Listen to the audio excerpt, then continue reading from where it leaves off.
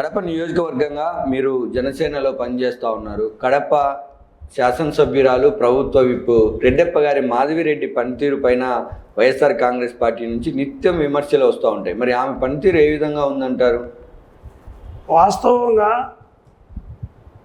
ఒక మహిళా ఎమ్మెల్యేగా రెడ్డప్ప గారి మాధవిరెడ్డి గారు ఎలక్షన్కు ముందు ఎలా తిరిగినారో వార్డుకు తిరిగి నేను మీకు హామీ ఉంటాను, మీ అభివృద్ధి చేస్తానని ఎలా తిరిగినాడో అలానే గెలిచిన తర్వాత కూడా గ్రీవెన్సీలు పెట్టి ప్రతి వార్డుకు స్వచ్ఛ కడపని పెట్టి తిరుగుతూ అభివృద్ధి పనులు ఇంతకుముందు ఎప్పుడూ లేని విధంగా అభివృద్ధి పనులు చేసుకుంటూ ముందుకు పోతున్నాయి. ఎందుకంటున్నానంటే మన కడప గురించి మాట్లాడిన ఎమ్మెల్యే ఎవరన్నా ఉన్నారంటే కడప నియోజకవర్గం గురించి అది మన ఎమ్మెల్యే మాధవరెడ్డి గారే.